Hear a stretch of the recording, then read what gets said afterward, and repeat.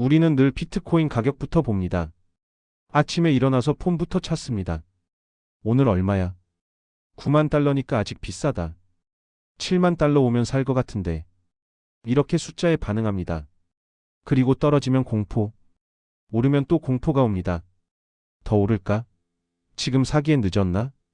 결국 하루 종일 가격만 쳐다보다가 하루가 끝납니다. 그런데 조용히 아주 조용히 월가와 ETF 그리고 수많은 고래들 그리고 이제 국가들까지 비트코인을 조용히 사들이고 있습니다. 이게 오늘 우리가 할 이야기입니다. 비트코인은 가격의 게임이 아니라 수량의 게임이라는 것을 이해하는 순간 시장을 바라보는 시야가 완전히 달라집니다. 먼저 아주 단순한 사실 하나만 짚고 시작해 봅시다. 비트코인의 최대 발행량은 2100만 개입니다. 이 숫자는 변하지 않습니다. 그 누구도 마음대로 늘릴 수 없습니다. 이미 비트코인의 93% 이상이 채굴됐습니다. 남은 발행량은 약 135만 개 비트코인. ETF 승인 후 고작 1년 반 만에 130만 개가 흡수되었습니다. 135만 개는 그리 크지 않은 물량입니다. 그리고 그 남은 것마저 시간이 지날수록 발행 속도가 줄어듭니다. 반감기라는 설계 때문에 그렇죠. 이 말은 곧 시간이 갈수록 다음과 같은 일이 벌어진다는 뜻입니다. 새로 풀리는 비트코인은 점점 줄어드는데 그걸 나눠 가지려는 사람은 점점 늘어난다. 그리고 여기서 중요한 부분이 있습니다. 지구에는 약 80억 명이 살고 있습니다. 비트코인은 최대 2100만 개까지 발행되지만 분실된 지갑과 사망한 소유자 및 영구 미사용 지갑을 계산해 보면 실제로 사용할 수 있는 비트코인은 약 1000만 개 정도로 추정됩니다. 이걸 80억 명이 공평하게 나눠 가진다고 가정하면 각자 가질 수 있는 비트코인은 약 0.00125개 비트코인, 0.001개가 조금 넘는 수준입니다. 비트코인이란 자산은 모두가 충분히 가질 수 있는 자산이 아닙니다. 구조적으로 모두가 충분히 가질 수 없도록 설계된 자산입니다. 그런데 현실은 어떻습니까? 수십만 개를 가진 고래가 있고 수만 개, 수천 개를 가진 초기 채굴자와 기관이 있고 이제는 ETF 자산운용사, 심지어 국가까지 비트코인을 가져가기 시작했습니다. 어느 순간부터 게임의 구조가 바뀐 거예요. 예전에는 비트코인을 살까 말까가 고민이었다면 이제는 나는 결국 비트코인을 몇 개까지 모을 수 있는가? 그리고 그걸 계속 지킬 수 있을까? 각종 미디어는 항상 이렇게 말합니다. 비트코인 10% 급락, 역대 최고가 경신, 고점 대비 30% 하락. 이런 기사 한 번 나갈 때마다 수많은 사람들이 공포와 욕심 사이를 왔다 갔다 합니다. 그리고 그 소음 속에서 조용히 수량이 움직입니다. 하락장에서 누가 팝니까? 겁먹은 개인들이 팝니다. 누가 삽니까? 긴 호흡을 가진 쪽이 삽니다. ETF와 기관들, 그리고 장기 보유자들 말이죠. 결국 하락이라는 건 수량이 약한 손에서 강한 손으로 넘어가는 과정입니다. 가격으로 보면 폭락이지만 수량으로 보면 재배치입니다. 이 관점을 한번 받아들이고 나면 뉴스가 전혀 다르게 들립니다. 아, 지금은 누군가가 다른 누군가에게 수량을 넘겨받고 있는 구간이구나. 지금부터는 비트코인의 역사를 한번 수량의 관점으로 같이 살펴보겠습니다. 첫 번째 시대는 개인의 시대였습니다. 2009년부터 대략 2016년, 2017년까지 이때는 주로 개발자, 초기 채굴자, 커뮤니티 사용자들이 비트코인을 가져갔습니다. 그때는 가격이 아니라 이상과 호기심이 동력이었습니다. 새로운 돈을 만들 수 있다고? 중앙은행이 없는 화폐라고? 리스크를 감수했던 소수의 사람들이 보상으로 수량을 가져갔습니다. 두 번째 시대는 기관의 시대입니다. 대략 2020년 이후 상장사들이 재무제표에 비트코인을 올리기 시작하고 ETF와 펀드, 신탁 상품들이 생기면서 개인이 들고 있던 물량 일부가 월가의 대차대조표 안으로 들어갔습니다. 이 시기에는 이게 진짜 자산인가? 라는 논쟁을 지나 이걸 안 들고 있으면 리스크일 수 있다라는 인식까지 왔습니다. 이제 세 번째 시대가 열리고 있습니다. 바로 국가의 시대입니다. 아직은 초기지만 어떤 나라는 비트코인을 법정 통화로 채택했고 어떤 나라는 국채를 비트코인과 연계했고 어떤 나라는 국가 단위 채굴 사업에 뛰어들었습니다. 앞으로 더 많은 나라들이 이 흐름을 따라갈 겁니다. 개인에서 기관 그리고 국가로 비트코인의 수량은 이렇게 점점 더 크고 더 무거운 손으로 넘어가고 있는 걸 느끼셔야 합니다.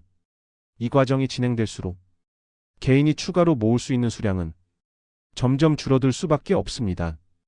여기서 한번 자신에게 솔직하게 물어보십시오. 나는 비트코인을 가격으로 기억하고 있는가? 아니면 수량으로 기억하고 있는가? 사람들은 보통 이렇게 말합니다. 아, 나 비트코인 3만 달러 때 좀 샀다가 5만 달러 때 팔았어. 나는 9만 달러에서 잡았다가 7만 달러에 손절했어. 항상 가격의 기억뿐입니다. 근데 진짜 중요한 질문은 이겁니다. 그럼 결국 당신은 지금 비트코인을 몇 개나 가지고 있는가? 가격의 기억은 자존심과 감정에 남고 수량의 기록은 당신의 미래 자산에 남습니다. 우리가 시장에 오래 남을수록 더 많이 쌓여야 하는 건 가격의 추억이 아니라 수량의 기록입니다. 비트코인의 게임이 수량의 싸움이라는 걸 증명해주는 또 다른 힌트가 있습니다. 바로 온체인 데이터입니다. 온체인 데이터를 보면 시간이 갈수록 1년 이상 움직이지 않은 비트코인, 장기 보유 지갑에 들어가 있는 비트코인 비율이 꾸준히 올라갑니다. 가격이 오르든 폭락하든 횡보하든 상관없이 장기 보유 물량은 조용히 늘어나고 있습니다. 이건 무슨 뜻이냐면 이 시장에선 점점 더 많은 사람들이 비트코인을 팔 생각이 없는 상태로 바뀌어가고 있다는 겁니다.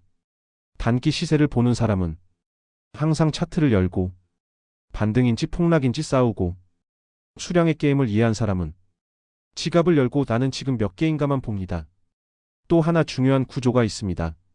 바로 ETF와 신탁, 기관 계정에 잠겨버린 비트코인입니다. 이 물량은 거래소처럼 쉽게 나오지 않습니다. 오늘 사고 내일 팔고 하는 물량이 아니에요. 장기 자금, 연기금, 보험, 규제 아래 놓인 자본들이 몇 년 혹은 10년 이상을 보고 들어오는 영역입니다. ETF가 비트코인을 사들인다는 말은 곧 이런 뜻이기도 합니다. 거래 가능한 비트코인이 줄어든다. 수량의 싸움이 점점 더 치열해진다. 예전에는 개인 대 개인의 싸움이었으면 이제는 개인 대 ETF 대 기관 대 국가, 이렇게 상대가 바뀐 겁니다. 이 중에서 누가 시간과 자본, 멘탈에서 제일 약할까요? 항상 개인입니다. 그래서 시장은 개인의 멘탈을 가장 먼저 흔듭니다. 뉴스와 악재로, 그리고 폭락으로, 그리고 그 순간 수량이 조용히 넘어갑니다. 이제 여기까지 들으셨다면 한 가지가 조금씩 느껴지실 겁니다. 아, 결국 비트코인이란 건 시간이 지나면 지날수록 남에게 넘기고 싶지 않은 자산이 되어 가는구나. 그렇다면 하락장에서 우리가 느끼는 공포를 다른 언어로 번역해 볼 수도 있습니다. 가격의 언어로 보면 망했다, 끝났다, 고점이다, 물렸다인데, 수량의 언어로 보면 다시는 오지 않을 가격대의 수량을 늘릴 기회다. 어떤 프레임으로 보느냐에 따라 행동이 달라집니다. 여기서 극단적인 예를 하나 들어볼게요. 미래 어느 시점이 됐을 때 비트코인이 정말로 5억, 10억이 되는 날이 온다고 상상해 봅시다. 그때 사람들을 딱 세 부류로 나눌 수 있을 겁니다. 첫째는 비트코인이 뭔지도 모르고 지나간 사람. 둘째는 비트코인이 뭔지 알았지만 계속 가격만 쳐다보다가 결국 쥔 게 거의 없는 사람. 셋째는 시장을 다 이해한 건 아니어도 조용히 수량을 지키고 늘려온 사람. 이 세 부류가 서로 다른 인생을 살고 있을 겁니다. 이건 비트코인뿐만 아니라 모든 큰 패러다임 변화에서 늘 반복되던 장면입니다. 산업혁명 때도, 인터넷 초창기에도 그랬습니다. 남들 다 모르고 있을 때 준비한 사람, 알고도 행동을 못했던 사람, 아예 관심도 없었던 사람. 지금 우리는 그 같은 장면을 돈의 영역에서 다시 보고 있는 겁니다. 그래서 저는 이 시점에서 이런 질문을 드리고 싶습니다.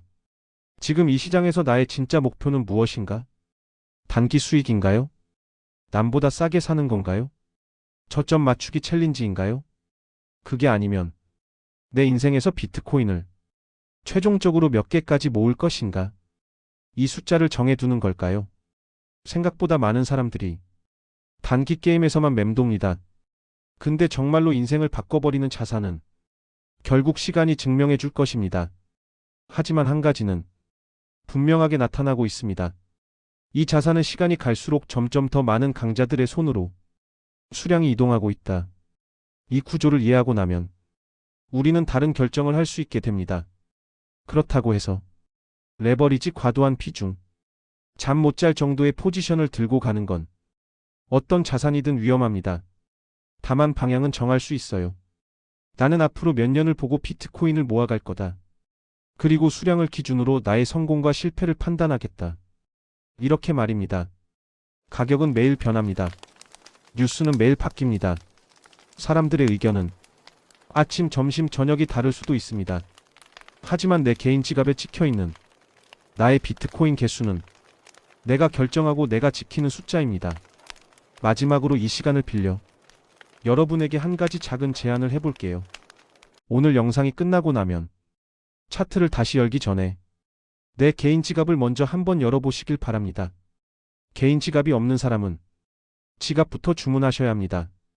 지갑이 수량을 모으는 첫걸음입니다. 그리고 아주 간단히 노트에 이렇게 적어보는 겁니다. 지금 내가 가진 수량 비트코인 몇 개? 그리고 스스로에게 물어보세요.